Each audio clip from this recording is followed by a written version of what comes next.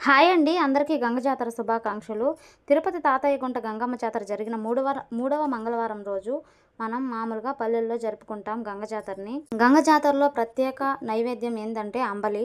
ఇప్పుడుండే జనరేషన్‌లో అంబలి అంటే చాలా మందికి తెలియకపోవచ్చు.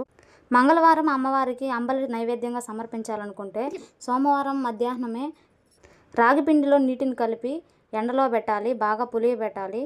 దాన్ని అలాగే తీసుకొని నైట్లో అన్నాన్ని మెత్తగా ఉడికించుకొని దాంట్లో పోసి సంగటి బద్దతో బాగా గెలికి మెత్తగా చేసి అలాగే ఉంచేయాలి, ఎంగిలి చేయకుండా.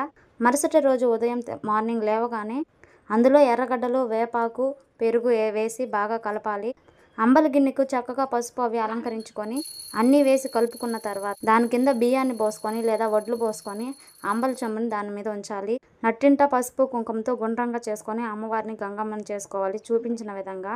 తర్వాత పువ్వు, పండు, దీపధూప నైవేద్యాలతో అమ్మని అలంకరించు దండం పెట్టుకోవాలి.